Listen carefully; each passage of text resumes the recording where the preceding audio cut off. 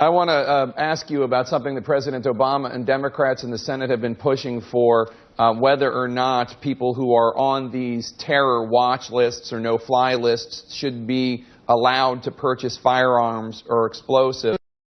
The bill that would ban them was voted down Thursday in the Senate. How would you have voted on that bill? Well, Jake, on the no-fly list, we probably could keep them from getting guns and ought to ban them. But on the watch list, I can tell you that even in our state, when we stop somebody, when our law enforcement stops somebody who's on the watch list, we don't tell them they're on the watch list.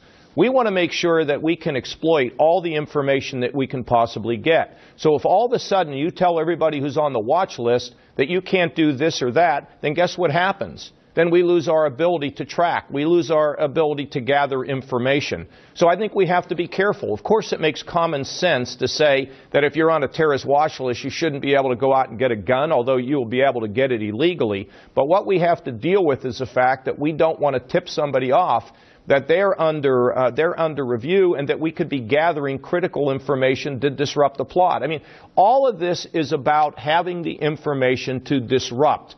Not about that's what the intelligence business is all about, because once it happens, we know how tragic it is. So what we have to do is make sure we do disrupt. We just arrested somebody like 3 weeks ago who was in Akron who pledged loyalty to ISIS. Right. We have to know who they are. So let's just balance this in terms of what is in the best interest of gathering intelligence and keeping us safe. But let me just game this out. So somebody's on the terror watch list, not the no-fly list where they would already know. They're on the terror watch list, and so they're being surveilled. They go in to buy an AR-15, and you think that that person should be able to get it because you don't want to tip them off that they're on a terror watch list? Well, what I think, Jake, is I think we have to be careful in the way we do this. Look, everybody wants to get a slick little answer and a 100% answer. As governor in Ohio, I have to sit down with people who are very knowledgeable in a whole variety of ways. And then we look at it and we try to figure out what is the common sense solution.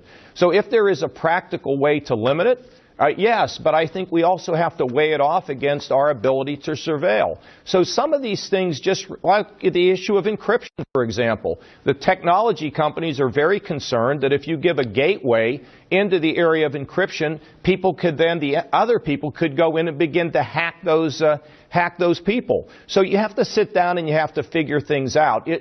Presidential campaigns don't always lend themselves to reasonable discussions, but as a leader, as a CEO that's run a state, the 7th largest state in the country, you look at a problem and you try to figure out unique ways to solve it. And so this is something that has to be considered from many different sides so we don't make a big mistake again. Well, I hope you found this a reasonable discussion, Governor Kasich. Very good discussion, Jake. It's things are not that simple in life, but you know where you want to go fix it. That's what I do in Ohio. It's what I do as president. All right. On message as you head out. Thank you so much.